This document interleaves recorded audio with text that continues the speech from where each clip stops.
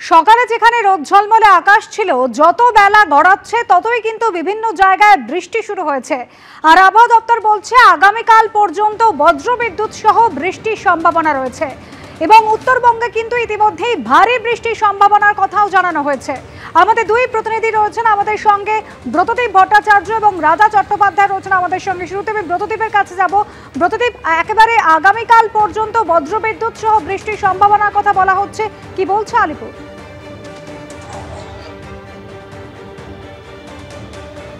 দেখো, দক্ষিণবঙ্গে হালকা থেকে মাঝারি বৃষ্টির পূর্বাভাস রয়েছে এবং পশ্চিমের জেলাগুলিতে আজ এবং কাল ভারী বৃষ্টির, বিক্ষিপ্তভাবে ভারী বৃষ্টির পূর্বাভাস রয়েছে। যদিও শনিবার থেকে আবহাওয়ার উন্নতি হতে পারে এমনটাই আশ্বাস দিয়েছে আলিপুর আবহাওয়া দপ্তর।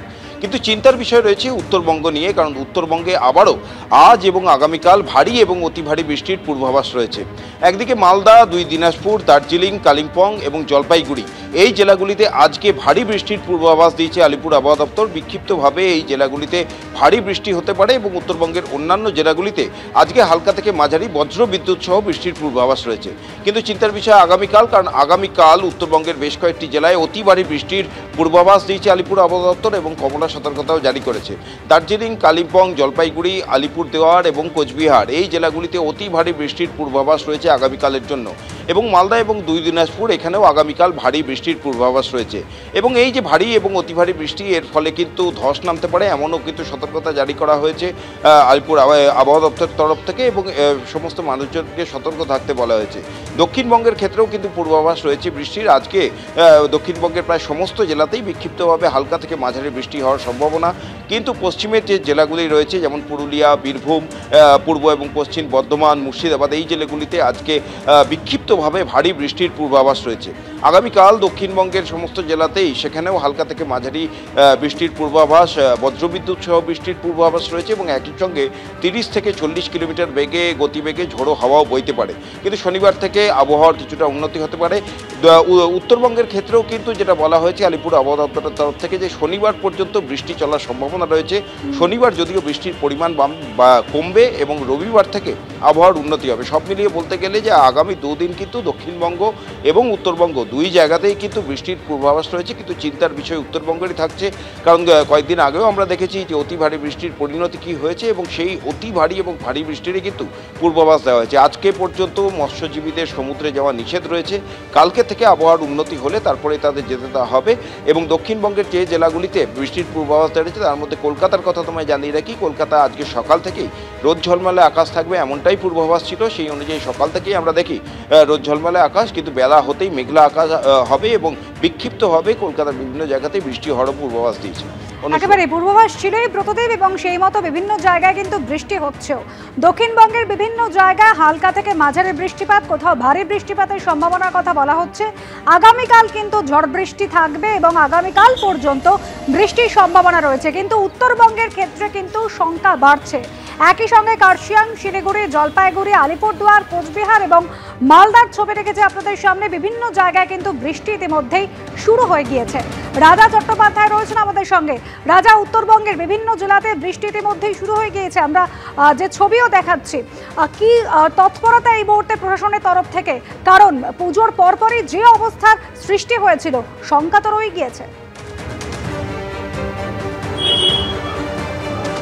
দেখো, যেটা প্রশাসন সূত্রে খবর, যে গতকাল থেকেই কিন্তু উত্তরবঙ্গের বিভিন্ন জেলাগুলো রয়েছে, জলপাইগুড়ি, আলিপুরদুয়ার, কোচবিহার, দার্জিলিং এই সমস্ত জায়গায় কিন্তু গতকাল থেকে কিন্তু দুর্যোগপূর্ণ আবহাওয়া চলছে।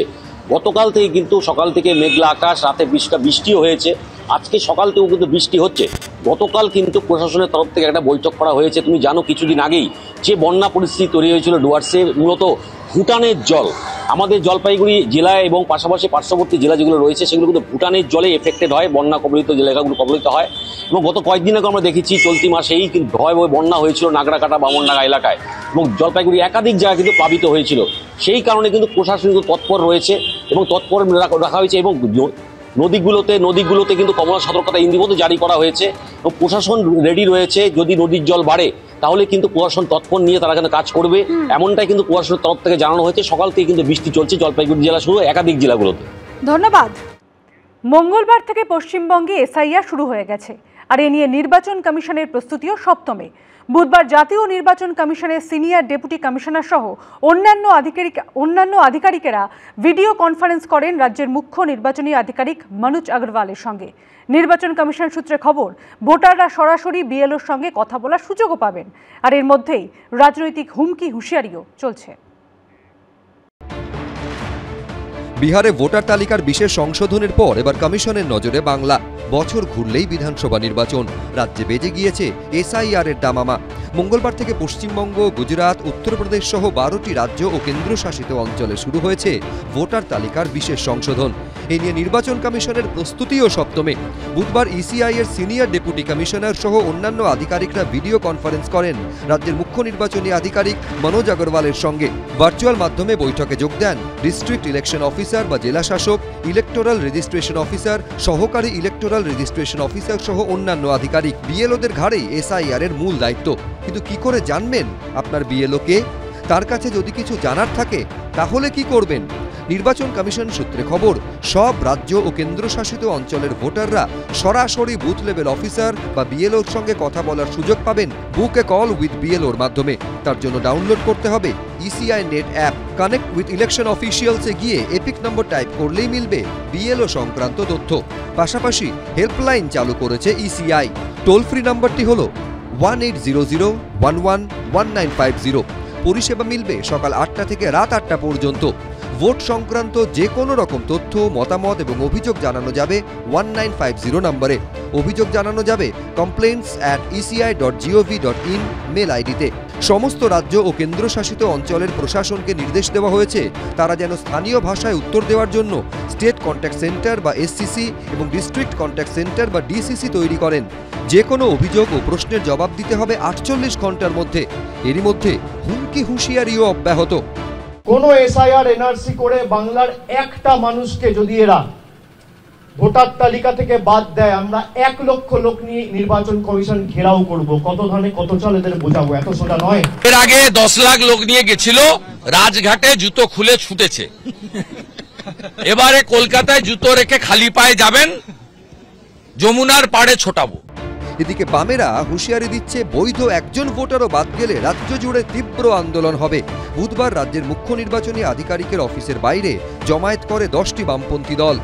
সোজা আঙুলে ঘি না উঠলে আঙুল দেখাতে হয়। আর নির্বাচন কমিশনের কাছে আমাদের বক্তব্য, যদি আমরা সন্তুষ্ট না হই, আমাদের কিন্তু এলাকায় এলাকায় বুথ লেভেলে লড়াই সংগ্রামে অংশীদার হতে হবে। ভোটের আগে এসআইআর নিয়ে এত তাড়াহুড়ো কেন? কেন আরও সময় নিয়ে এটা করা হচ্ছে না? এইসব প্রশ্ন তুলে সুপ্রিম কোর্টে যাচ্ছে কংগ্রেস। এই এসআইআর প্রক্রিয়ায় যে বেস পয়েন্ট 2002 ধরা হয়েছে, যা যা নথির কথা বলা হয়েছে, ম্যাপিং যত জায়গায় করার কথা বলা হয়েছে, যে আমরা 16 দফা দাবি জানিয়েছিলাম, সেই দাবিগুলো কয়েকটা টাচ করে যাওয়া হয়েছে, একটা দুটো মানা হয়েছে, বাকি মানা হয়নি। সেই কারণেই আমাদের মহামান্য সুপ্রিম কোর্টে যাওয়ার সিদ্ধান্ত আমরা নিয়েছি, আদালতে যাওয়ার সিদ্ধান্ত নিয়েছি। এসআইআর নিয়ে যে রাজনৈতিক লড়াই চলছে তা যে দিনে দিনে আরো বাড়বে তা স্পষ্ট। এরই মধ্যে এসআইআর মামলায় সুপ্রিম কোর্ট শেষ অবধি কি রায় দেয় সেদিকেও নজর থাকবে দেশবাসীর। রুমা পাল, উজ্জ্বল মুখোপাধ্যায়, অনির্বাণ বিশ্বাসের রিপোর্ট, এবিপি আনন্দ, কলকাতা।